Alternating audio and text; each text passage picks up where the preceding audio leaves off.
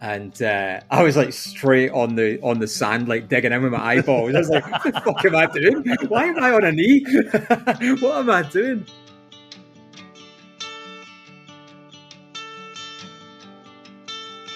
Hello and welcome to the UK Surf Show. We are your hosts. I'm Pete. And I'm Mitch. And on today's episode, we are going to just ramble. Talk utter nonsense. Yes, it's the best way, isn't it? People seem to like us talking nonsense. The problem is we keep ringing each other during the week for updates and whatever, and then we realise we get to the show and we're like, bollocks, we should just have recorded that conversation. Yeah, and then we get to this and we've got nothing left to say. Yeah, so you feel like you're repeating yourself, but I always feel like I'm repeating myself anyway, so it really doesn't make that much difference to me. Fine. I've got a terrible memory, so I've forgotten what I've said. Yeah, I've got about 3 stories and I just keep repeating them, so don't worry about that. Word for word as well. I've got completely memorised like a film script. Before we get into this one though, we've got some discount codes. So your first one is for Surface wetsuits, and this one has changed, so it's now UK Surf Show 22, and that is UK Surf Show 22, all one word, all lowercase, and that will get you 10% off Surface wetsuits. And then we've got one for Northcore, which is UK Surf Show 15. That's all uppercase, one word. UK Surf Show 15 is in 1-5. And that's valid until December the 31st. And that point to note has also changed, just in case you try and use the old one. Yeah, and that will get you 15% off anything at Northcore. And also, we've got something that we're going to talk about in this one. We've got a discount code for you for Gripped. That is Surf Gripped, GRIPD, and use UK Surf Show 10. And that will get you 10% off Surf Gripped. And let's potentially access to Ben Gravy because you're using it. Let's start on Surf Disclaimer, Grip. May not be true.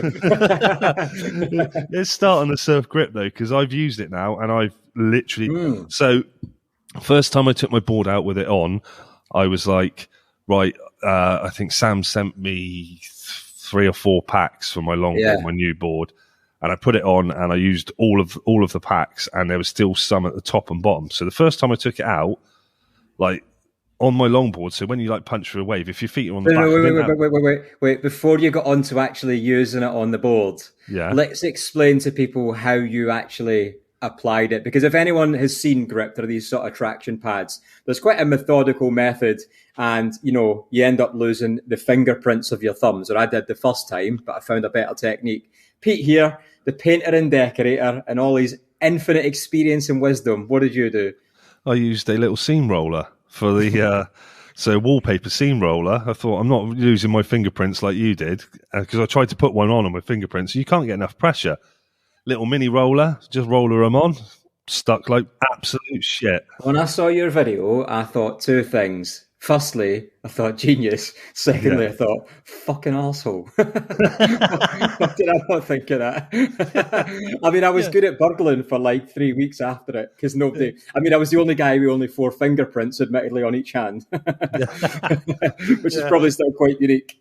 Yeah, but I, as I say, like I put the stuff on my board, and I put I can't remember if you sent me 3 or 4 for my longboard, first of all, and I didn't have it right on the nose and right on the tail, and it looked nice.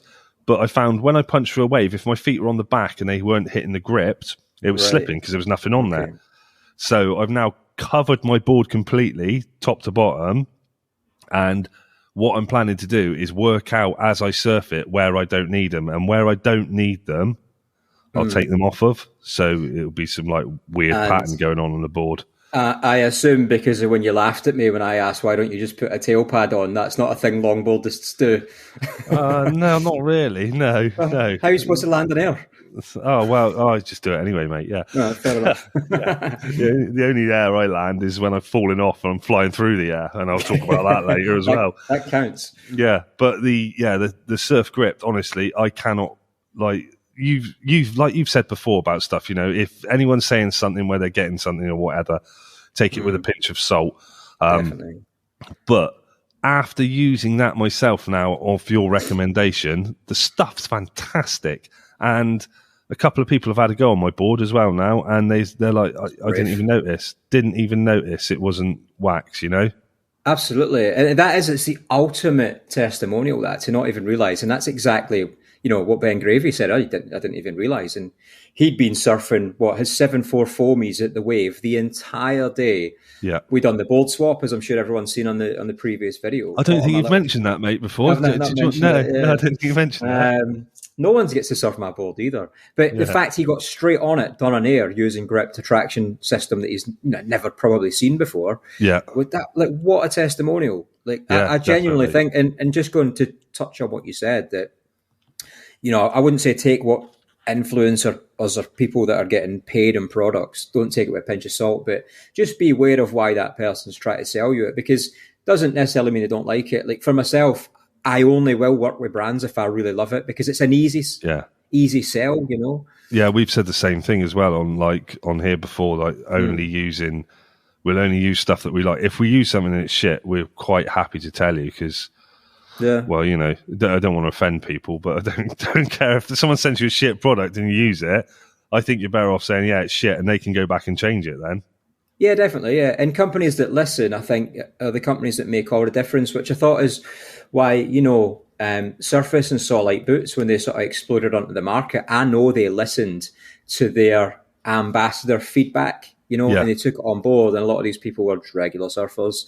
And they were saying, well, this doesn't work, that doesn't work. And do you know what? They'd listened and went away and changed it. Like, what an ultimate way to run a business. I'm not saying every time someone's got a gripe, you have to go change everything you're doing. But I think it's just a really nice way to conduct yourself, especially as a new sort of product, if you like. Yeah. Yeah, I think like with Surf Grip, the only thing that would make Surf Gripped better is if Sam personally came down and applied it to your board for you, so you didn't have to. That's a nice touch. Yeah. And do you know what? That's the personal service. Yeah, that's it. That's what you're paying for. And I done the one board, lost my thumbs, but then I done 3 boards because I've now de-waxed everything. I done 3 bolts back to back, and I just found a better technique where I retained my thumbs, thankfully. Just keep the back in and just push it on with that. No, just wetting the thumb. Wetting the thumb worked really well. If you just keep the backing of when you take it off and put that on the front, you don't lose your thumbprints then, because you're putting something over it as well.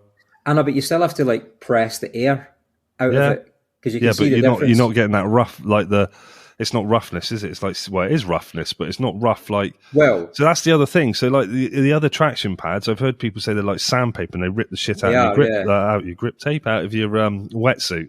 So I can't remember which one it is. I think there's RS Pro and Hexa Traction, or they might be the same one. Yeah. But there's 2, or Vanderwall, that's it, and RS Pro. I can't remember which one's which, but I've now used both. On old T-Rex Arms, one of his boards has got one of them. And honestly, it's like grip tape on a skateboard. Yeah. When I was standing up, it was fine. But when I was lying on it, oh man, honestly, it felt awful. And I could totally feel why it would be abrasive to a wetsuit. And I have got friends that used it, and that's exactly what happened. Their new team suits got just ruined in the front. They were brand new. When they went back to that company, literally going back to what we just said a minute ago, and said, look, this product's damaging my wetsuit. They were like, it's obviously an issue in your wetsuit. That's not a good way to, take feedback, is it? No. I thought it was really poor, but yeah. But you put your grips on because they're not directional, as in it doesn't matter which way they face, but they essentially have scales. They're like scales on a fish. Yeah. And for me, it's my OCD. They have to all face the same way. And you did not give less of a shit about that, which even now is snapping me. I can't do it. It'd be like, imagine you caught a fish and it had 3 scales facing the other way. You'd be like, nah, I'm putting that one back. That's something wrong with that fish. You don't notice it you might notice it on a shorter board because you'll see in that area. On a long board, you just don't notice it. It's so bloody big that you don't notice what's what. And I noticed you said about that to me before about putting them all on in the same direction. I looked at it and I thought, doesn't make a bloody difference. What's he on about? Just chuck them on there. No, definitely not. But I'll tell you what though, your board looks amazing because you picked up your new board. You've gripped it. It does look insane. It is fantastic. Dom's done an absolutely fantastic job. And so I said before, what he made me before, the board he made me before was brilliant, but it didn't have enough volume for me because, just look at me, man. And I need more volume. And this one he's put more volume in. I was silent there. I know you were. That was a compliment. That was a compliment. So, but there's more volume in this board, and it's fantastic. I can't even explain. Everything about it's fantastic, and I've surfed it 3 times now already since I've had it, and first time I took it out to Saunton, 3 times, 2 times, I can't remember. They all fade into one, don't they? After a while. Took it out in Saunton on a really small day, and it wasn't performing. And I thought, first time taking the board out on small waves, I was like, oh no, something's wrong with this. Blah, blah, blah. A couple of bigger ones came through, and boom. I was like, oh yeah, this is nice. Anyway, that was an all right surf, but it was just good to like try out the board and the grip and stuff like that. Yeah. Fast forward to last weekend, I think it was.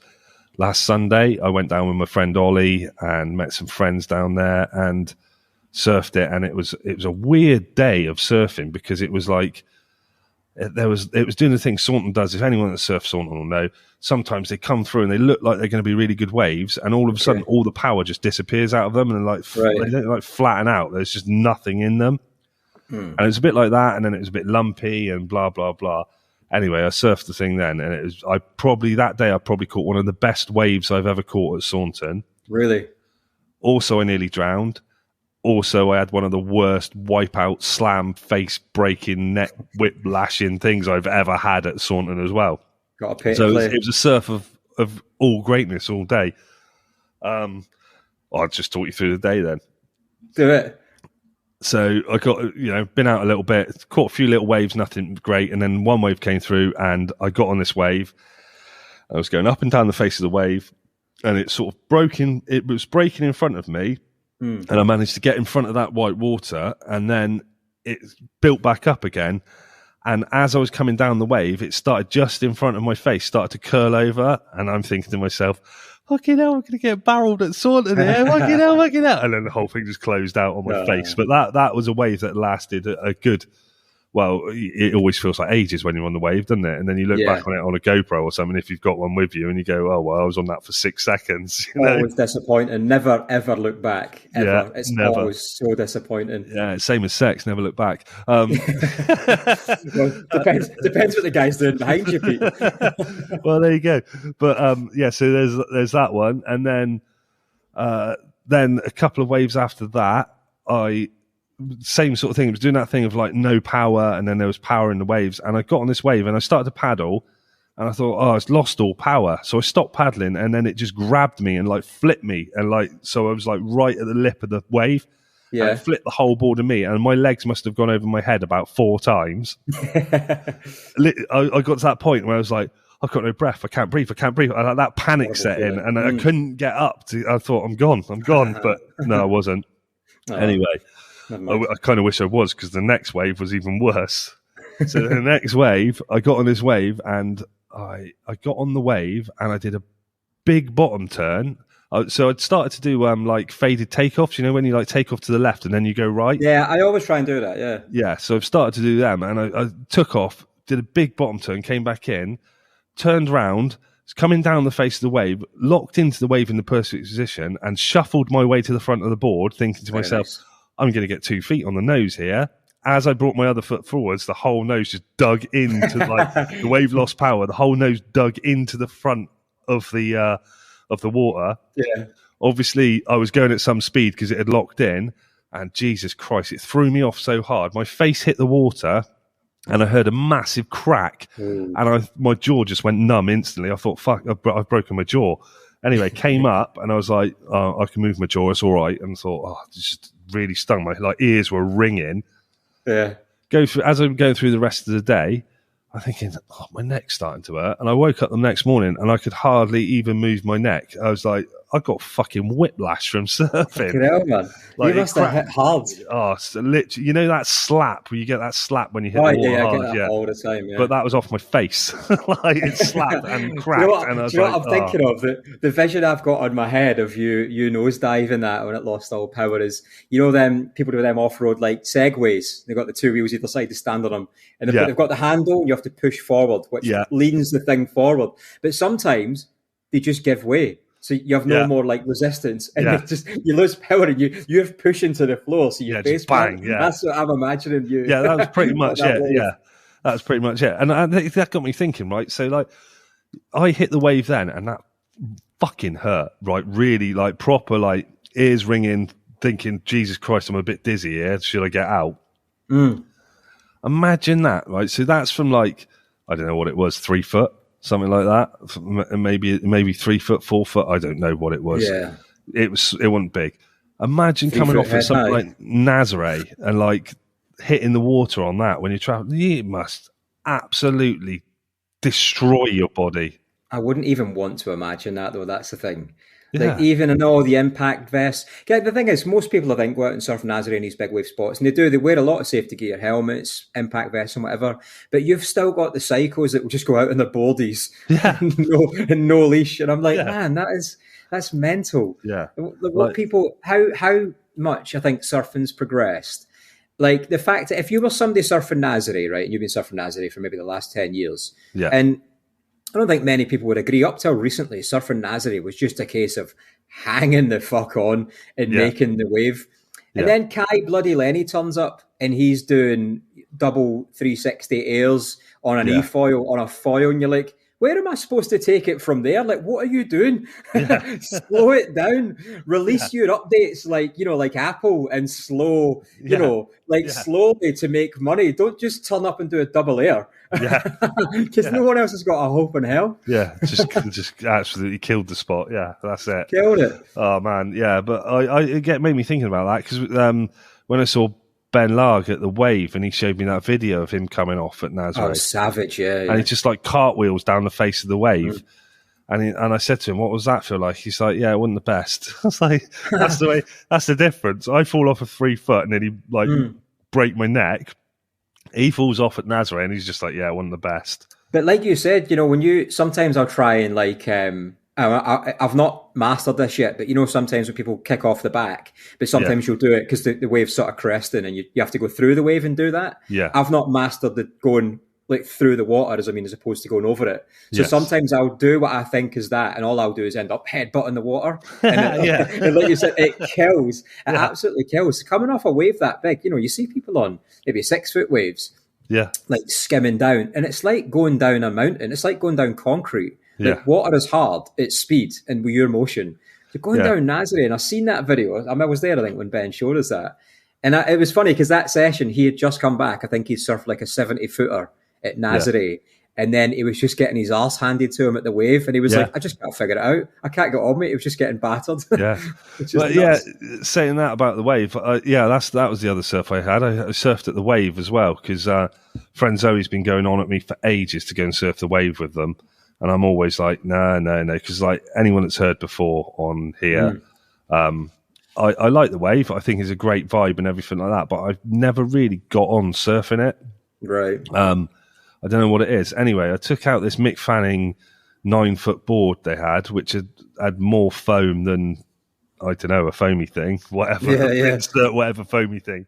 Was that like hard bottom, proper fins, soft top? Yeah. And the thing was awesome. It had so much volume in it. I caught every single wave I paddled for in that set, and I was getting probably in that whole session, and I was probably getting 2 or 3 waves per set that was coming through on it. Yeah, I think it was absolutely awesome, and I was still waiting for my board from Dom, and I was actually contemplating getting one of these in the meantime. I was waiting, and then he texted me and said it's ready. But yeah. Thing is absolutely incredible, and I had such a great surf at the wave, and I was like, all right, I want to go back now. Because of longboarding, I've never wanted to go anything higher than the sort of intermediate because I don't think it's that good, but people have now said to me, now you've got the hang of that intermediate, go to the advanced on the longboard, and you can still do it. It's still doable. To be fair, I always find it baffling, people that do that takeoff on a longboard. Like I don't. It looks awful because that's a shallow area and a very close wall to suddenly find your board munching it. I'm curious, actually, somebody that surfs a longboard predominantly and jumping onto a foamy of probably similar length with a lot more float. How do you find that transition? I found the foamy easier. What, easier to manoeuvre? Easier in everything. Really? Everything all about it was easier because I don't know what it is, because there's more volume in it, it feels like, but it doesn't feel as heavy as a normal board, so it feels like you can move it easier around and stuff like that. But yeah, it was definitely, I was well impressed with it, and to the point where I was thinking I might just get a foamy for like, even if it's just one that I could take to the wave, because it doesn't matter if you smash the shit out of it at the wave. Like half their boards are just knackered there anyway, aren't they? Yeah. I entered the Army Surfing longboard comp. I think it was back in March, our last competition.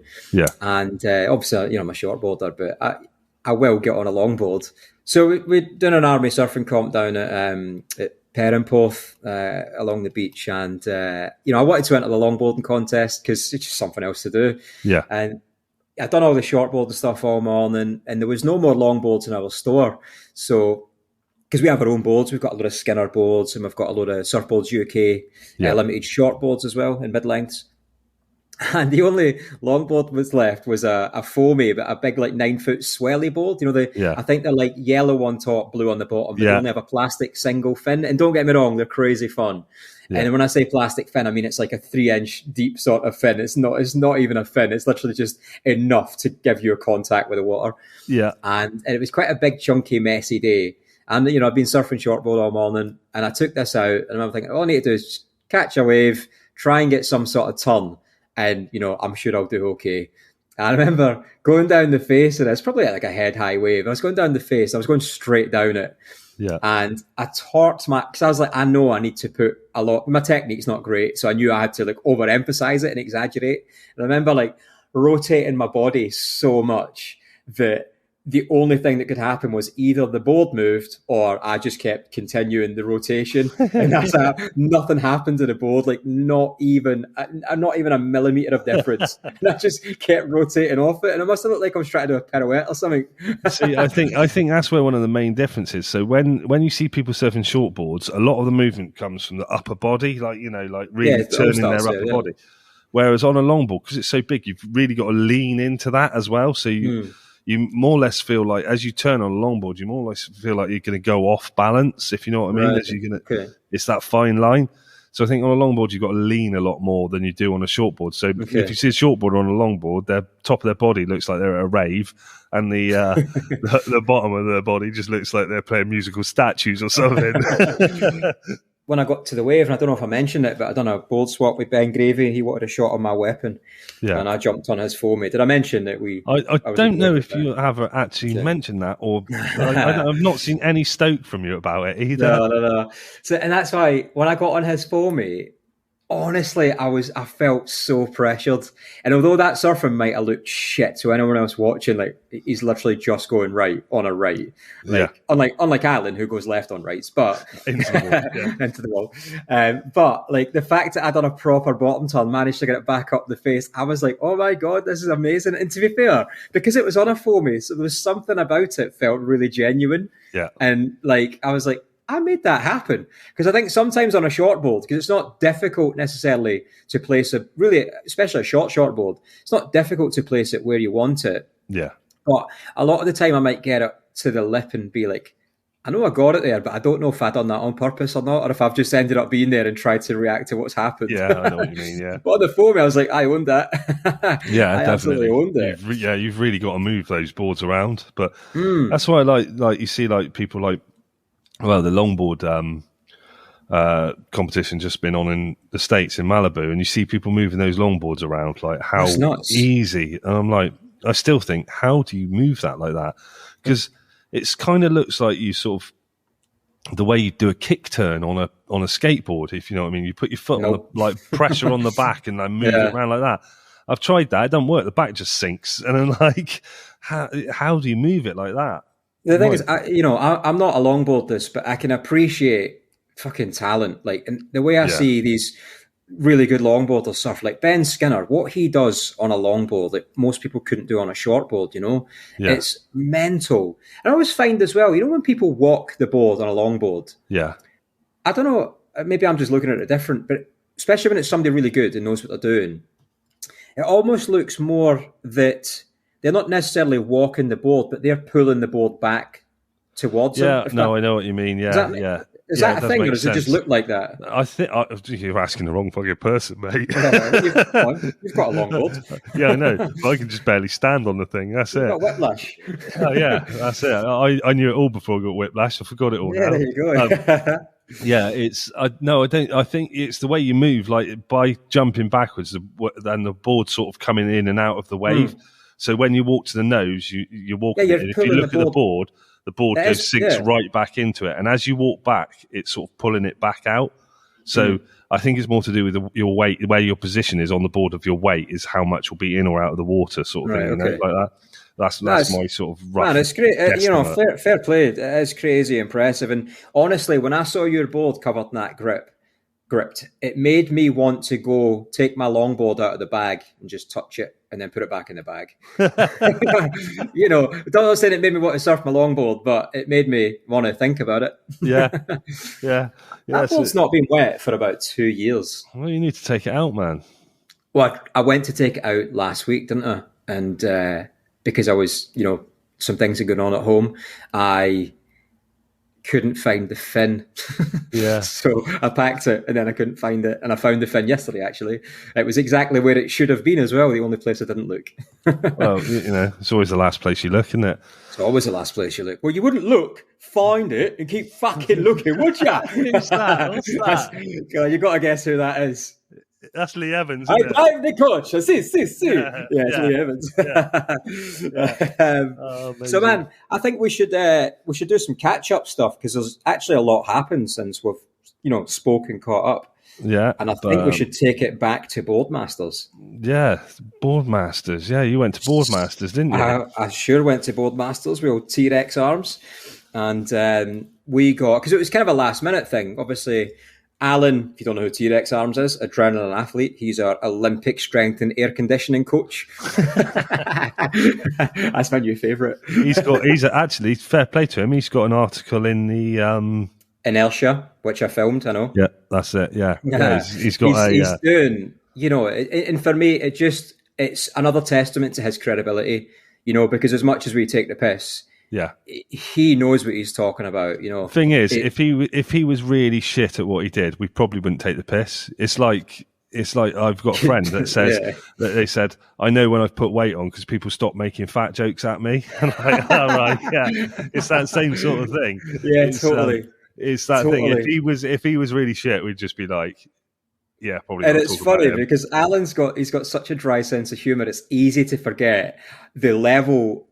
He operates at literally the highest level with athletes, and he'll say just the stupidest shit, like his dry sense of humor. But then he'll say something really serious, and you're like, "Oh yeah, I forgot you're actually really good at what you do." Yeah. So yeah, that was awesome. Yeah, to get that article, which is going to be part of a 3-piece thing, is amazing. It's really good, and I think it's highlighting the importance of training. If somebody like me don't get in the water loads, but actually, I've seen such benefits to his program, and not just in the water. I'm talking about in my job and running and all that sort of stuff. Yeah. So it's been amazing. So we last minute went down to Boardmasters, and obviously Alan was down there to support, the UK surfers that he supports. Lucy, Luke Dillon, Logan. And it was really cool seeing him in his element do that, because I know me and him do that together. Yeah. But it was good to see him do that with these athletes on the beach, and to see how much more he offers than just being a strength and air conditioning coach. Yeah. Because he gives them such a good mental space. And I know he kind of is reluctant at times to maybe get over-involved and overstep the mark. Yeah. But when somebody's on the beach and they're maybe not getting that kind of emotional support, pre-heat, post-heat, warm-up, whatever it might be, the fact that, like I say, he operates at such a high level, he recognises all of that. So he's involved in more ways than I think a lot of people realise. And, I'm genuinely stoked to work with him and be a mate, because it's epic, genuinely epic. So we went down last minute, and I managed to get us some accommodation. We didn't bother booking into the festival and whatever. It's like, I don't know, 300, 400 quid for a Halford's tent for a night with no showers and stuff. I managed to find us some amazing accommodation for a week, 7 days, and it cost £4.76 for the whole week. And I can't say what that is, but those that know will know. And obviously, I made Alan split the cost of that, obviously, because I'm not a mug. Split it, and we were in this accommodation. I didn't know what the bed situation was going to be, so it might have been a couple of singles, a double, I don't know. So I took like this luxury air bed, like memory foam air bed thingy I've got. It's got like a memory foam topper and stuff. It's proper expensive as well. And I was like, well, I'll have that just in case. So we got down there like stupid o'clock at night. And then you've got the sound of waking up everybody else in this accommodation. And Alan was on this air bed. Away. Oh, big time, yeah.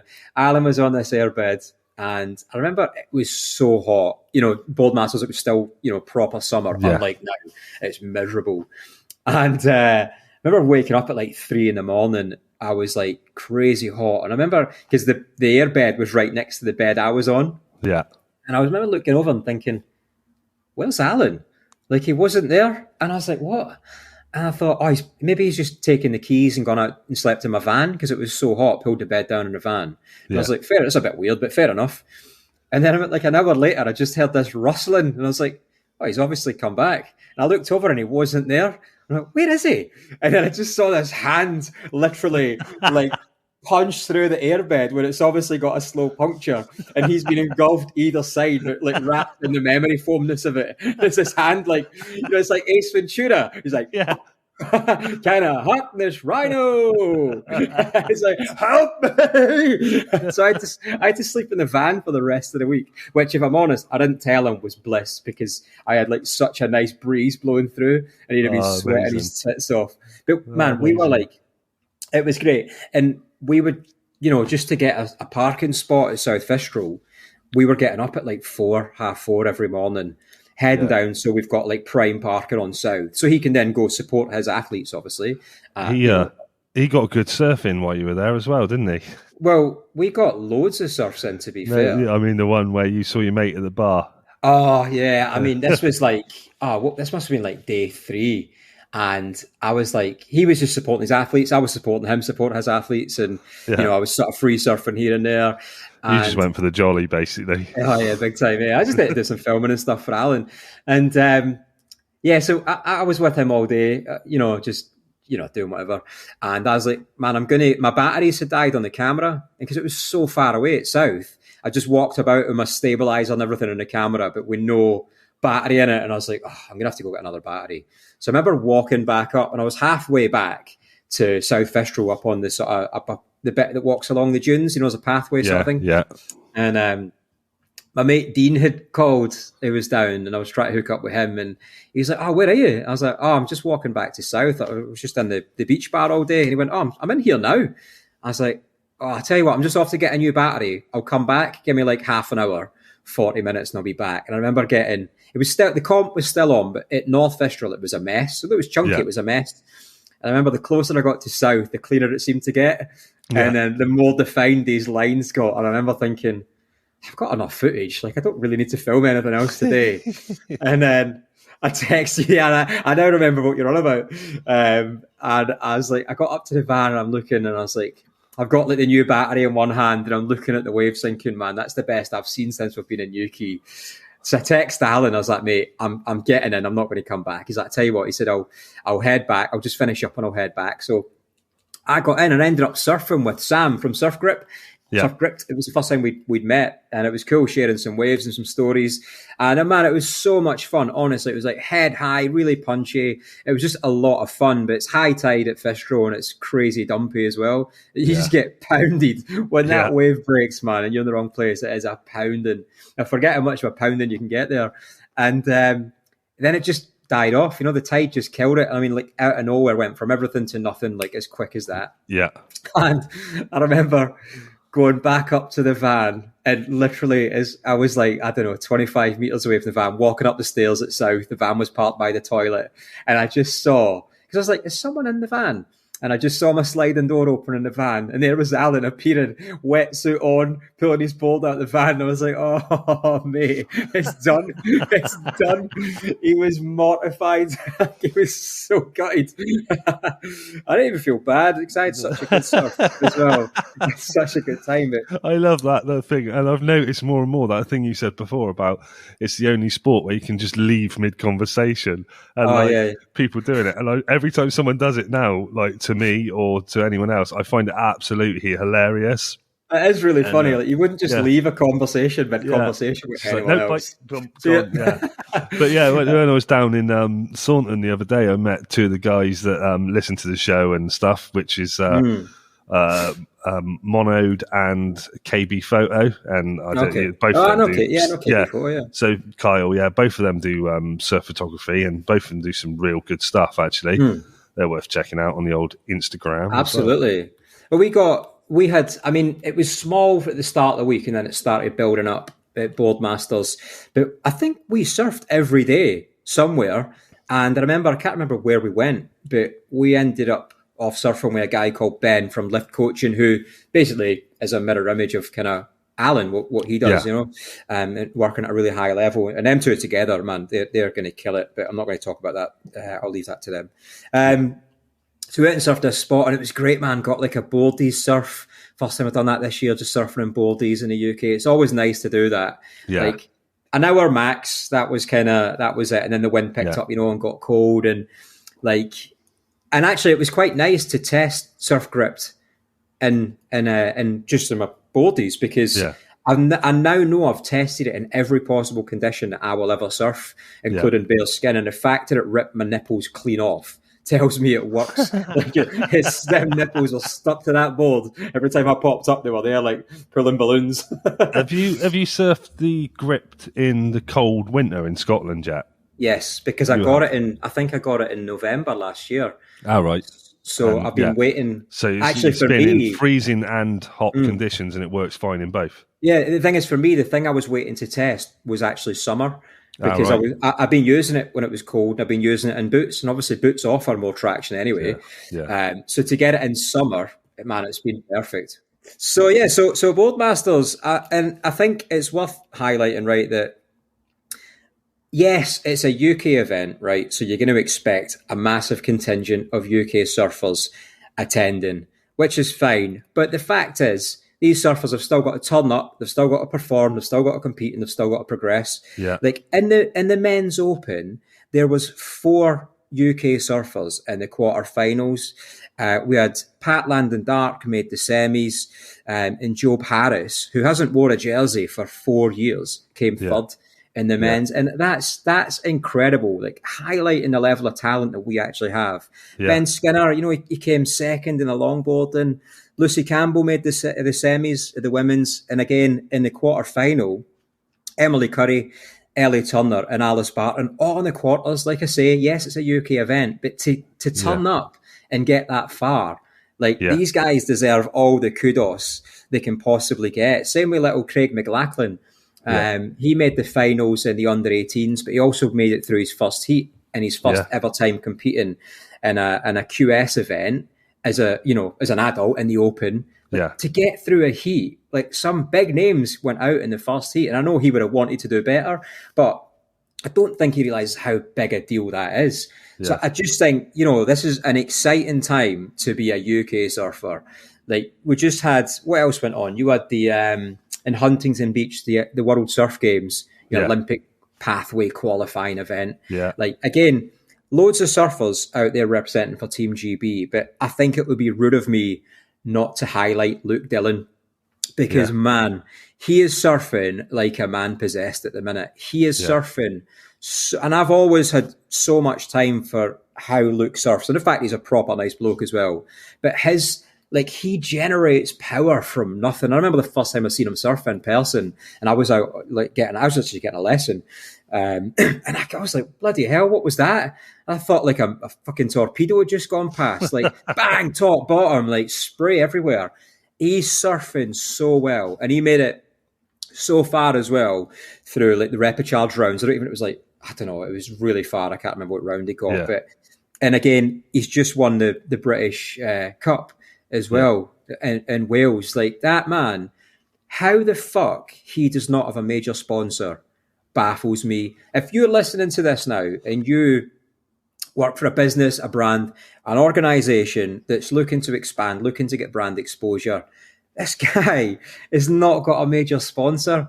Fucking hook him up, get amongst it, and fund some of his events, fund some of his travel, flights, expenses, or whatever. Get your sticker on his board, and he'll give back, I'm sure. And that's not me putting words in his mouth. Like, these people deserve this, and this goes, same for the rest of them. There's at the minute, there's a few surfers I'm trying to help out to get major sponsors, and it doesn't matter who they are, but I'm doing that because of the amount of time they've shown me, and I am happy to give my time back to try and help them out. I'm not saying I'm going to get them a sponsor, but I am doing everything I can and reaching out as best I can. And in fairness, I'm a shit surfer, and I've managed to get myself sponsored, many times. And I think it's just all about the approach. These people are already super credible in what they do.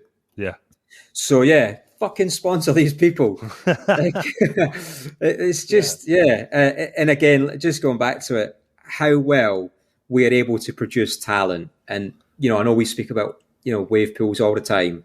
And yes, most surf countries are going to have the same sort of facilities, but the fact that these surfers can then go train the technical over and over and over and over again, and the fact that we can already compete at that level, it's just going to explode. It's going to explode, Yeah. So there. Awesome. Yeah.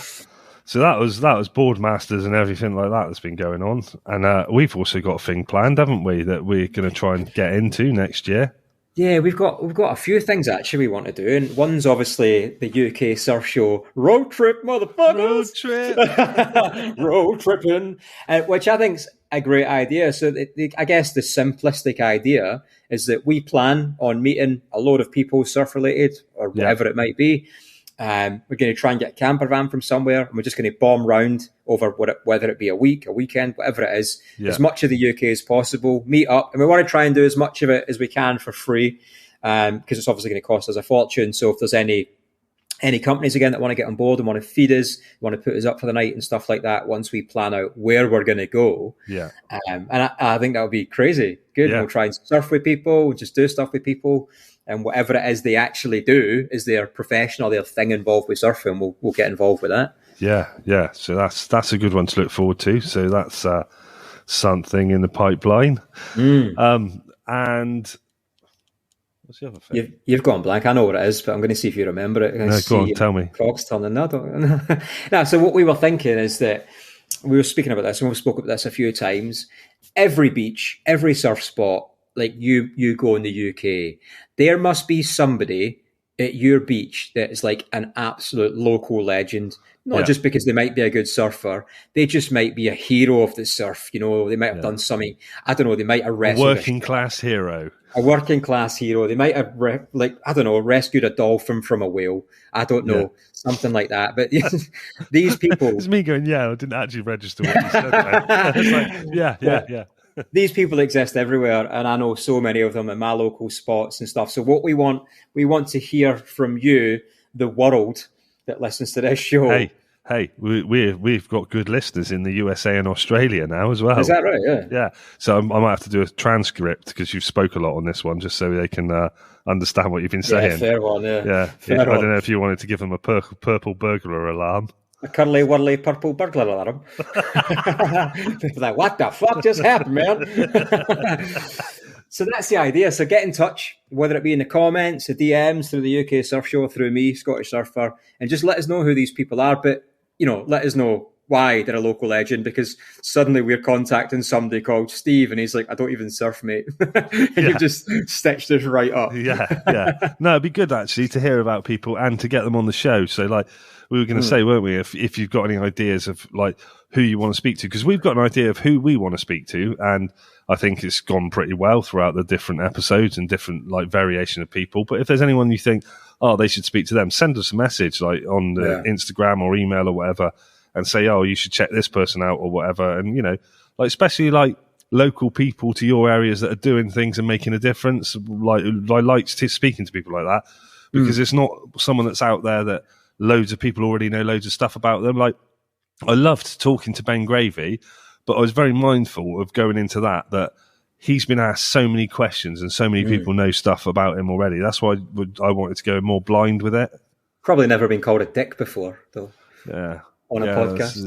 I didn't actually call him a dick. I said I thought he was going to be a dick, just because like the jackassy stuff and that. Depends how I edit it. Yeah, I've met people before that have been like jackassy sort of people, and you go away going, "Yeah, you're a complete dick." But he was the nicest guy I think I've met ever. Yeah, no, it was quality ever.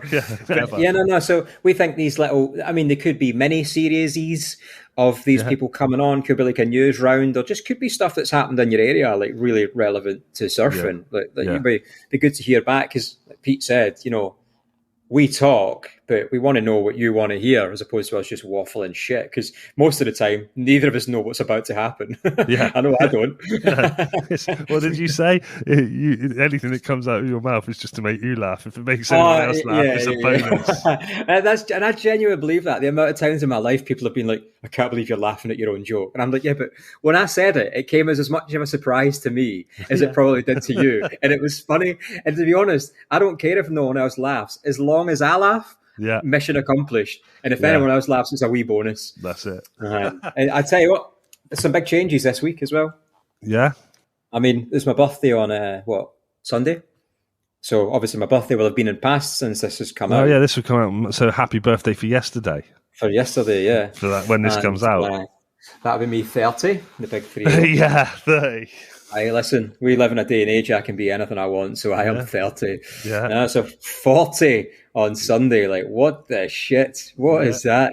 Yeah, that's it. Game over. Return to Energizer. Return to longboarding. One step closer. Yeah. But we went, my mates at work just planned this random day out, and we went, where did we go? Went to York day before yesterday and went to an escape room. I've never done that before. Yeah. It was actually quite a lot of fun. We'd done the hardest one. It was the Valhalla. Obviously, 3 of us in there. I'm here, so they've got a time limit. They have to let you out eventually, so it's a win-win. I did say, like, why don't we just not turn up? Therefore, if you didn't put yourself in a position in the first place to be, captured, then you've already escaped. So we'd phone up, we'd pay the 20 quid and then never turn up. That seems like a win-win. But you know what? In that escape room, what I felt like the person was just putting in combinations to locks that other people had broke the code for. Yeah. Everyone's done the work and I was just putting in combinations. I was like, I'm not sure how helpful that was in here. You just want to learn lock picking, don't you? And just turn up to one of them and just go, tick, tick, tick, tick, tick, tick, tick. Yeah, right, I'm out. See you later. I went on a course once in Brecon, and it was like these 4-man rooms we were staying in. Yeah. And you have these metal cages so you can lock and secure your kit because you don't know who the fuck's cutting about. And one of the lads had locked his padlock, the key inside his locker. Yeah. And he was like, right, I'm going to be that guy that goes to the guard room and asks for the bolt croppers, because every guard room holds a set of bolt croppers, because it's just stupid shit squaddies do. And he was like, right, I'm going to go to the guard room, get the bolt croppers. And this is like the first week, so none of us knew each other, all from different units. And this lad just went, oh, don't worry, I've got a lock-picking kit here. And honestly, for the entire morning, the rest of the blokes in the room were like, oh, sound, that's cool. And I was like, none of you find that weird that he's coming, of course, with people he doesn't know with a lock-picking kit? And they were like, no, it worked out really well, didn't it? And I was like, no. That's so odd. Criminal. Fucking criminal. Yeah. And then what did we do? We done that, and then we went indoor axe throwing in York. Oh, nice. That's a thing. Yeah. That's a thing. And I tell you what, they don't like it when you take it on the street in York City Centre. They don't like it at all. No. I tell you what, it was actually pretty fun. And the guy that was hosting it, I can't remember his name, but he had like a chequered shirt and a beard. Big beard. Yeah, I was going to say. Yeah. You could, I could like a lumberjack. In a waistcoat. Yeah. He was. I remember the first time we went in, and it's in like a range, right? And me and the lads that were there, we're all like weapons instructors, and we run like ranges without boring you with army stuff. Yeah. So we do that stuff. And it was like quite funny hearing his sort of terminology and stuff. But the first time we went in and launched an axe, he was like, right, fuck off, get out, next. And I was like, what? And actually, straight away, I loved it. And I love people that just, that's part of the sort of theme and the vibe. Like, fuck off, get out. So that's pretty cool. And I absolutely nailed it. I was all over it. And so another big change. Should I talk about this? I mean, yeah, why not? Yeah, I guess I should be professionally careful of what I say because, I could still get charged. So I've now been in the army as it stands, 21 years, 10 months. Yeah. It's fair to say that's a pretty long time. That is my whole adult life. You've been in the army longer than you haven't been in the army. That's devastating to hear. Yeah. My soldiers that turn up now out of training are old enough to be my child. Yes. It's pretty poor. So after that long, I've technically I would have had, basically January would have been the period where I start what we call resettlement. That means I've got 2 years to finish my time. I go away and do courses and, just acclimatise to being a human again and do courses and stuff like that. So, as you know, I've got Crohn's disease. I can't remember if we spoke about that before, which I've had for 9 years. 9 years, which is great because it means I can eat what I want and it just keep the clem clean off. It's brilliant. It's brilliant. So, completely out of the blue, on Tuesday last week, I found out that after 21 years, 10 months, I'm getting medically discharged, effective immediately. Nice. You didn't come out of the blue at all, did it? Not at all. So it was 9 years out of the blue because I've had Crohn's for 9 years, and whether this should have happened then or not, it's not my thing to say.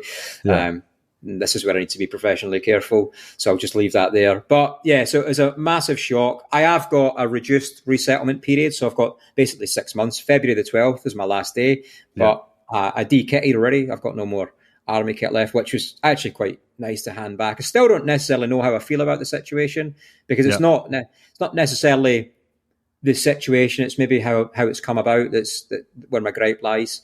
Because I've got, like for example, the finances and stuff I've got for my car and whatever else. I like to talk about money, but like they're based, on the amount of time I had left remaining. So there's a lot of changes going on and there's a lot going on at home as well. So the timing is probably really good on one instance. But in another instance, I need to get a fucking job. And that's why we're able to record this at 12 o'clock on a Friday. Well, I finished my job yesterday, so that's why I'm able to. I'm not recording another one at 12 o'clock on a Friday. So far, the phone's rang, the doorbell's gone, something's fallen off the shelf. It ain't happening. Well, I mean, I've got time for the next 6 months. But to be fair, I'm not just going to sit on my arse. I'm going to give it a month or so, and I need to just. I always thought when I leave the army, I'll have like maybe 6 months and just go surf. That would, just do me. And I think nobody can take that away from me. I've fucking earned that. It's a long time. I've stood on enough IEDs, and I've earned that. And that's kind of been taken away from me. So I'm kind of just in one and back into the other. Another job. And man, I sat and looked at jobs on LinkedIn on Friday, and at the time, I'm good with it now, but at the time I wished I hadn't because it was like, I'm reading these job descriptions and it was all stuff like, I guess stuff I feel like I could drop straight into, social media managers, content creators, stuff that I do anyway. And, in my job, I do a lot of project management, high risk management and stuff. But the social media stuff was the thing I thought was obvious. And man, when I was reading these job descriptions, and it was like, this candidate will have this, that, and the other. I was like, holy fuck, I am fucked. Like, there's so much bluff in these things. And thankfully, I've had some advice actually of T-Rex Arms, who, if you don't know, comes from a corporate background, which maybe where his dry sense of humour comes from. I don't know. But actually, he's been super helpful, and he's helped me actually realise what I'm reading. So maybe I'm not as screwed as I think. But I've got a bit of time to sort it out. But massive change, man. Absolute massive. Just all I've ever known, which is nuts. You're going to have to learn to make your own decisions and everything. Well, man, I tell you what, the army's not the army I joined. You wouldn't believe the pressure the soldiers are under at the minute. Same amount of commitments where not as many people try to do that. But what I am aware of is because a mate of mine, Dodge, I remember him leaving the army and he got a job in pensions or something like that in an office.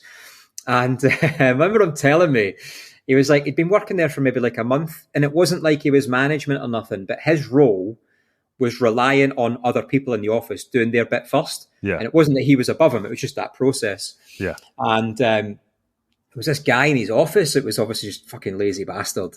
And he would it was all the time. He was like, look, mate, I need you to do this so I can do my bit. And he never would.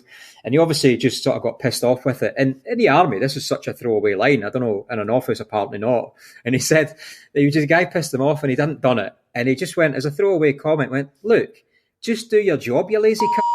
And the whole office stopped, like the music stopped, like in a bar, you know, in a movie, and heads just peering over desks, looking in, going, "Oh, what did he just say?" And he said it was at that moment he realised he was no longer in the army, and he spent about 3 weeks grovelling to keep his job. Like, such a throwaway line in my world of work as well. Yeah. And he was like, "All right, okay, so at least I know that, so I won't do that." Yeah, that's all right. Hopefully. You ever been shot? I've been shot at more than enough times. I just wondered, because I know you got like Kevlar stuff and that. I just wondered if you ever been hit by anything. I did. I remember lending my in Afghan. I lent my day sack, which was sort of set up really well, to one of my lads because he was just in shit state, to go out on a patrol. Radio, ammunition, water, and whatever else in it. And I remember a few days after he gave me it back. I remember just sort of stripping it out and repacking it because it's good admin, and just I found a round, like a bullet, the bullet, the bit that actually flies through the air, just squashed up and smashed inside the day sack. So either me or him had been shot in the day sack, but hadn't realised. But it's funny and being in contact, because you can't really. It's a funny one to prep for, because a lot of people will say different things. And I say being in contact, I mean being in a firefight. Because I remember my first one, and I bet you do. In all honesty, I bet you shit yourself the first time it happens, don't you? Well, no, this is the thing. The first time, anyway, my experience, I was with the Scots lads, and it kicked off. We got contacted really close, like machine gun fire, and it was flying everywhere. Yeah. And, you're just taught to return fire, get into cover, and start returning appropriate fire. And I remember that's what pretty much everyone else did. They were all like on their bellies, like in the prone position, returning fire. And I don't even know if I meant it, but I just played it cool and took a knee, and I got straight on the radio, like on the net. And I was like, I said the call signs, like, yeah, contact, wait out. And then I remember being on a knee, like as massive target, which is so not the thing to do. Yeah. And then another burst of machine gun fire came past. And I was like straight on the sand, like digging in with my eyeballs. I was like, what the fuck am I doing? Why am I on a knee? What am I doing? So the first time it's an odd experience, but after that, you just get on with it. Weird, like still, like in the world today, you have to go, after the first time you get shot at, it's just like normal behaviour then, It's so weird. I find it really weird. I mean, this was in Glasgow, though. This was before the It's nothing to do with military stuff. So it's nice to know that that's hopefully the end of that. Yeah. And I can get on with my life and just hopefully enjoy surfing. And I just want everything to work out, Yeah. So, well, I don't think we've got anything else to talk about, have we? We probably have, because normally we go afterwards and we go, oh, fuck, I forgot to talk about that. You dropped the C-bomb, which I got to bleep out now. Oh, do you have to beep that out? Yeah, that's the only one I said we won't say, because some people find it very, very offensive. Yeah, but I find smoking offensive, and people still do that. Yeah, I know. I find a lot of things offensive, but, well, let's not go into that podcast. Oh, shit, do you know what we forgot to talk about? The water. In the northeast, yes, and Saltburn, yes. I'll tell you what, it is disgusting what has been happening. What your elected leaders, have been. Why are you looking at me and saying it's like I elected them? You did. I did not. That's why you've got the Prime Minister on as the next guest. yeah. What, in Liz We Trust? She's in Liz We Trust. I'm not going there. Mate, she looks like a maniac to me, but I'm not going down that route. Yeah, let's leave that there. But it's been what's been happening in the water, and I'm sure it's all around the UK, but it's been massively highlighted in the last sort of month or so. In the northeast, where I surf, in Saltburn specifically, and there's been articles about sea life dying off, and that I think there was some research done by a local uni, and they're suggesting that pollution and dredging is to blame for killing off, and it's mass sea life that are dying off. Yeah. And that was done. Who was that done by? It was university scientists. I can't remember the university. It was somewhere in the Northeast anyway. Someone shared I think I saw Sally from Surf Yonder share something about it from the Independent or something like that. Had posted something about it. Yeah. I can't remember who the actual thing was, but yeah, they reckon these chemicals that were dumped into the rivers or something ages ago had sunk to the bottom. They've dredged the rivers and it's all come up and like washed into the sea and stuff, which terrifies you for what you're surfing in. I mean, like when I was down in Saunton a few weeks ago, like a few weeks back, it tasted like the water tasted minging. Right. Like, so the water actually it had a funny taste to it. And the only thing I can put that down is to sewage. And it just makes you feel like, nobody should be exposed to that, you know. So that the findings that university, I think they presented it to DEFRA, and they closed the case and they dismissed it as just a die-off being a natural event. All right. As an outcome from an algae bloom, which obviously the wave are suffering with as well. They've got a huge algae bloom.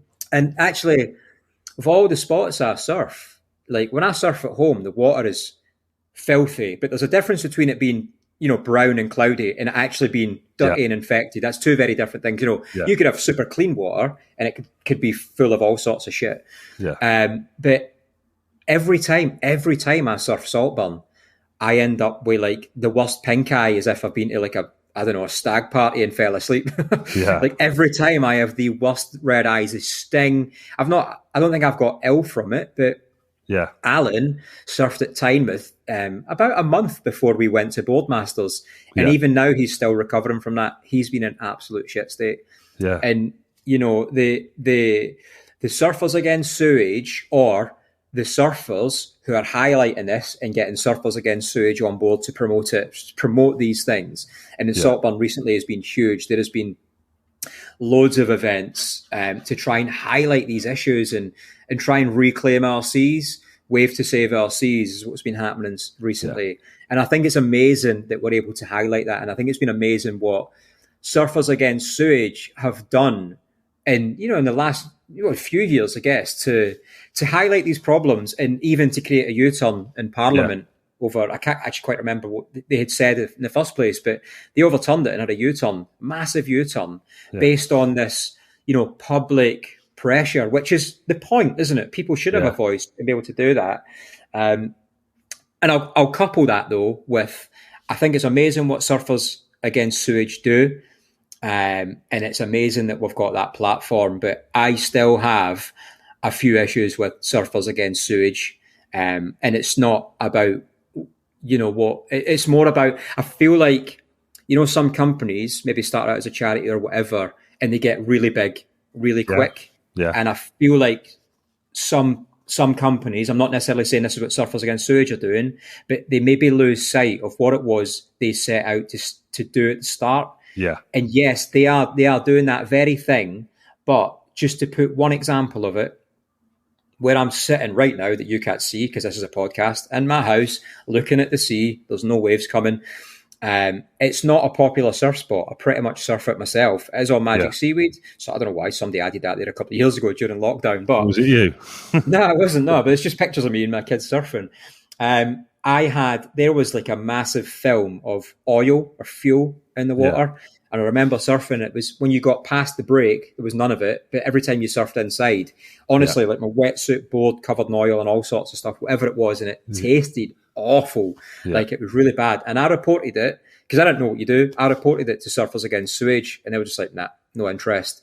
And I feel, and this is for me, one of the big problems is that because that's not Fistral Beach, because that's not Bournemouth, somewhere that's really busy, I don't know, even Saltburn, it's not a really popular surf destination. They're not interested. It's not a big enough news story, is what I'm saying. And for me, that's wrong. If it's one person surfs it, if it's one person that goes and does open water swimming, otherwise known as swimming, then that's all that should matter. It shouldn't matter if it's not a big enough news story for you to cover. Fucking cover it. And that annoys me. It does annoy me. And I'm more than happy to, like I say, I'm not trying to put Surfers Against Sewage down, because what they do is amazing. they've managed to create that U-turn. But that's backed up by surfers actually going out and doing it, and then getting surfers against sewage involved. I just definitely think, I don't know how much they give back, and I'm not going to name names. I had 2 separate groups of friends done 2 incredible events for surfers against sewage and raised a decent, substantial amount of money. But in doing so, they put their bodies through fucking torture. Like, they really did. And I was genuinely so disappointed with how little support they got back from surfers against sewage in doing it. Because, it might not have been, bringing in national engagement, national press and whatever, but what they were doing was nuts. And like I say, I don't want to put words in their mouth. This is my opinion. Yeah. Surfers Against Sewage should have been going balls deep to support them people and what they were doing, because they're doing that for them at the end of the day, to make that establishment or that charity what it is. And it takes the people going out and doing these events to make a charity like Surfers Against Sewage work. So just support the people. That's all I'm saying. Support the people that are supporting you. Yeah. Mitch right. Ends. You got that off your chest. Was one of them the Salty Safa that did something? He's a nice fella. Oh, the old fella. You've been loving that expression, haven't you, this week? Yeah, well, I never realised this. I don't know if we should tell people, because it would get people into trouble, really. Well, it won't get people into trouble. It will get people banged out. Yeah, well, there's that too. You've got one coming. You drop one more F-bomb on me, fella. I'm sure the Salty Safa, I spoke to him this morning, actually. He sent me a voice memo. He was... I said that he was trying to talk to me. I was like, we're going to record something in a minute. So, and we got speaking about how, because he thought we just recorded it and you just put it out there. And I was like, no, Pete's got to delete all the bluff and all the ums and ahs and stuff. Yeah. So we decided, and I just remembered now, which is annoying. He was like, well, just try and get as many ums and ahs in as you can, but really inappropriately. Oh, great. Just to give you a little bit of work. Yeah. Yeah. Oh, there you go. Well, that totally sidetracked the fella bit, but all right. Then. Good. Yeah. So I think that's pretty much it. We've talked a little bit about surfing. We talked a lot about not surfing, but which matters. Yeah. So actually, wait, there's something we didn't talk about. The King was here. Yeah. So big news. Like, the King was literally in the next town over from me. The King. What, King Charles? I live in Kirkcaldy. Oh, no, King Charles came to Dunfermline, that's the other town. But I mean the King, Kelly Slater. The GOAT. The GOAT was in town playing golf. Pro-am. I think he won it as well, He's quite good at golf, isn't he? He strikes me as the type of guy that is not going to do anything unless he's going to fucking win. 100%, yeah. And that's smart, though. That would mean I would be in the house. If I was applying that approach, it means I would be in the house, never doing anything. But he won it, and I'm sure he won it. I'll confirm that. But really cool to see him. I don't think he got a surf in. I'm confident he got an eye infection as well, and had to go home early. That was nothing to do with the water. Yeah, I saw he went to the Wave Project Scotland as well, didn't he? Oh man, yeah, he did as well. Yeah, that was really cool. He actually got involved. My mate Rue, he runs Wave Project in Scotland around St Andrews, and oh man, it was so good. He went and got involved with the lessons, like gave so much of their time. He was giving feedback. I was seeing him like showing people, like these kids, where to put their feet on surfboards and stuff. And man, for somebody like that, who's obviously here, probably on a schedule his entire trip, to go and do that stuff, I just think what a testament to his character. Yeah. Even though he probably didn't win the Wave Project. I'm just going to put some tumbleweed noise in there. I was trying to support your joke, but screw you. Yeah, that's right. So that was cool. The GOAT in St Andrews. Yeah, no, it was good to see. Like, I like the fact that, essentially he came over for a holiday break and a game of golf, and he's still gone out of his way. To the amount of people that I've seen got photos with him over here, and the amount of people that I've seen he's done stuff with, or he's been to do and stuff like that. It's just a testament to how great the guy is, really, isn't it? Interestingly, the first day of the golf, I think it was the Thursday, I think I had just came, that was the week I found all this crap out, I think.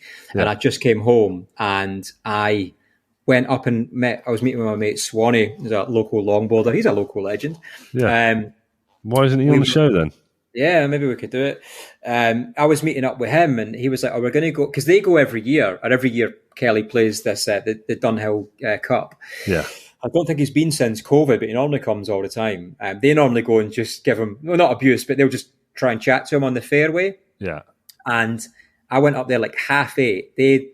I thought we were meeting to surf, and they were like, we're going to go golf course first, which is the other beach at West Sands. Yeah. And I was like, I'm going to go straight to East and see what the waves are like. And they were good enough. No, they ended up being shit. It was completely blown out. And no, I'm lying. No, I did get in. I got in the morning.